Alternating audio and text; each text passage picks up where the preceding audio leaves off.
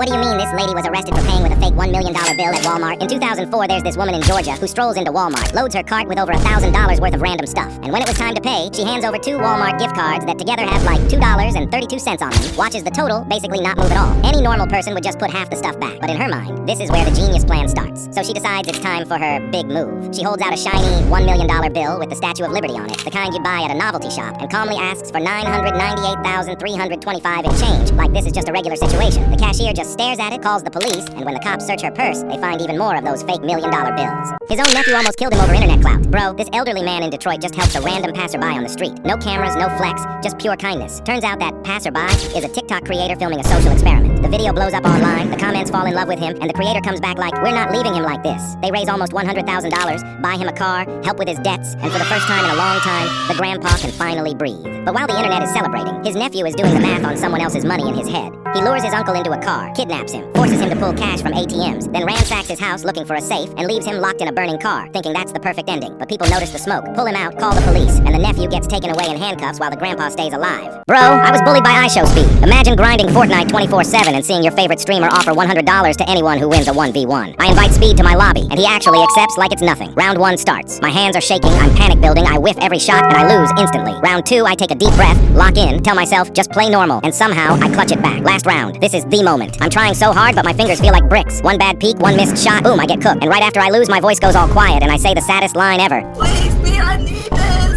My mom is kind of homeless. I live with my dad. Instant silence, like I just dropped a fart in the middle of class. Speed is fighting for his life not to laugh, and I'm thinking, bro, don't laugh. Then my bro blurts, Speed, I'm watching the street, why you try not to laugh, brother? 5 Nights at Freddy's 2 broke all records in one day. Fans flooded theaters and didn't just show up, they spawn in like it's opening night at the actual pizzeria. You've got people in full animatronic suits, mango cosplays, toy Chica outfits, even full Freddy builds squeezing into those tiny cinema seats. TikTok is flooded with people flexing their costumes, screaming when the meme scene drops, and everyone loses it like it's the second coming of the Minecraft movie. Outside, fans are literally stealing the cardboard standees out of the lobby and sprinting off with Freddy like they just stole an animatronic from the back room. Inside, it's worse. Popcorn flying, drinks everywhere, people roaring when the lights go off. The whole place looks like a Fazbear ride. It gets so bad security and actual police have to step in and shut everything down. And what happens when Chica shows up? Messi's Indian fans literally smashed the stadium seats. Only for what? Local officials in India prepared for Messi's visit so hard that they put up a massive 20-meter statue of him, like he's not a footballer, but the world's hero. And then it gets even crazier. Messi was supposed to meet fans at a stadium, and around 50,000 people bought tickets for $133. 133, when the average salary in India is about $300. So people basically dropped half a paycheck just to see the legend, and they were promised 45 minutes. And what happens? He comes out, does his thing, and after 20 minutes he just leaves. Because of terrible organization, a lot of people didn't even get to properly see him, and the crowd snaps. They start smashing seats, throwing bottles, breaking through barriers, and running onto the pitch. Later the officials apologize and say, Messi wasn't to blame, we wrote the promo wrong. 45 minutes was the whole event, not Messi's appearance. What do you mean TikTok Noah might not be trolling? So there's this guy online called Evo Noah, who has been spending months building a giant ark and telling everyone that on December 25th, a second great flood is coming, and only the people on his boat will be safe.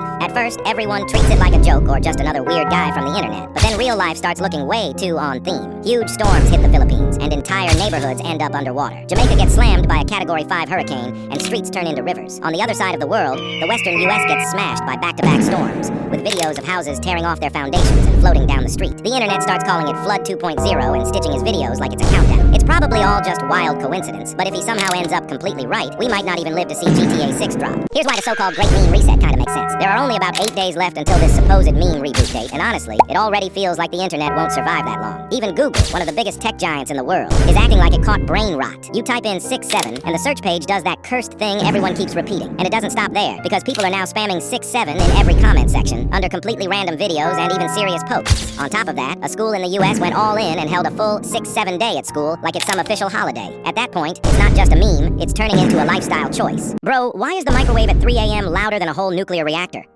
I'm sneaking into the kitchen like some undercover agent, trying not to wake anyone up. I open the fridge and the light hits me like a flashbang, and I spot the leftover pizza sitting there like treasure. I put it in the microwave as quietly as possible, tap one tiny button, hoping it'll stay calm. And of course, it screams at me with the loudest beep ever. Not a normal beep, but a wake the entire street beep. Then the plate starts spinning like it's about to time travel. The pizza slides, hits the side with a huge thunk, and I instantly drop to the floor like I'm dodging enemy fire. I swear even the pets woke up. I'm whispering to the microwave, please, please, no final beep. And naturally, it hits me with the loudest beep of all, pure betrayal. Then I hear slow footsteps behind me. I turn around, and my mom is standing there like a final boss who hasn't slept in decades. And she says the deadliest line ever. Who is eating at 3 a.m.? I swear, bro, weekends would actually be chill until my dad walks in like, come help me real quick.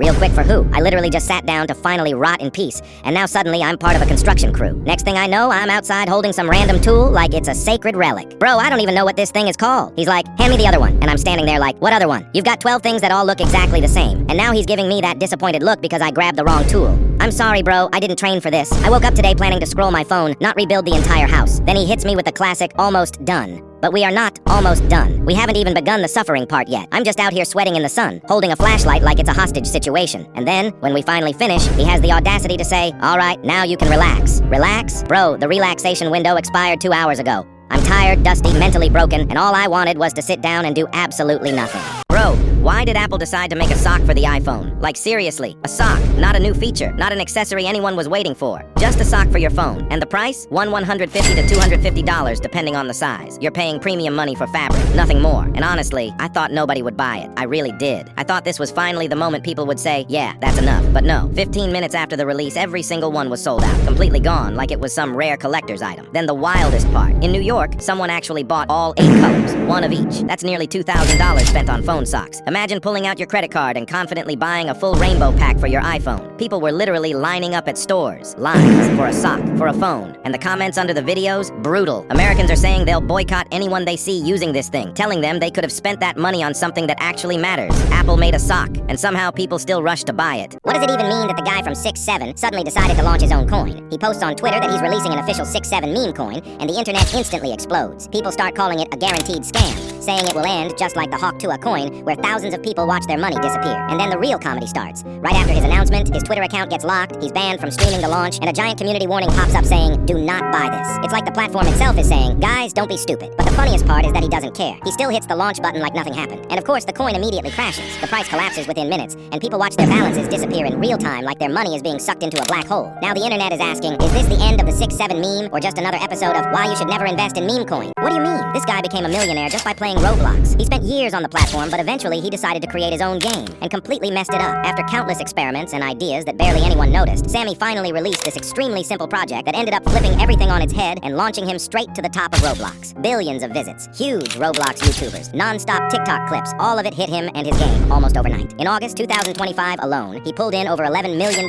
from Roblox, and that was only the beginning of how crazy his rise would become. Steal a Brain Rot then became the most popular place on the entire platform, hitting a record 25 million players online at the same time. And the best part? The game's idea is ridiculously simple. Buy a brain rot, steal brain rots from other players and cause chaos. And somehow, that goofy concept turned him into one of the richest creators Roblox has ever seen. The origins of viral memes, the Cat. Huh? Bender is the cat's real name. He's a nearly 28-pound, cute ball of soft fluff who always looks like he just heard the weirdest thing in his life, with those big eyes and that confused little face. And in that meme, he isn't actually questioning reality at all. In that moment, he's basically hinting to his owner that his bowl is empty and demanding food. The surprised meme actually comes from a funny Mike video on YouTube from 2020. While he was joking about a girl tripping, he suddenly made that exaggerated surprised face and followed it with the now famous Oh, DD, oh, what it is, oh, DD. And finally, the bald guy staring meme. This one comes from Kurt Angle, a world-class wrestler, recording a simple TikTok introduction. When he wraps it up, he just silently looks at the camera and drops a casual, "We done?" accidentally giving the internet the ultimate meme for when you're mentally checked out. What do you mean this idol lost her whole career over a photo? In Japan, idols aren't just singers, they're basically a whole religion. You see, their fans don't act normal at all. Some of these guys literally skip the dentist, walk around with no teeth, just so they can spend every last dollar on donating to their favorite idol. In their heads, their favorite idol is this pure, innocent angel who has never even looked at a guy. And of course, having a boyfriend is like the ultimate betrayal. So one day this 18-year-old idol posts what she thinks is a cute photo with a drink and some snacks, nothing crazy. But then the internet zooms in 8,000% on the picture and notices a reflection of a guy sitting right next to her. Fans start freaking out, canceling their support, crying that their pure idol lied to them, and the money starts dropping. It gets so bad that her agency straight up confirms it was her boyfriend and kicks her out of the group. What do you mean this guy faked his own kidnapping just to skip work?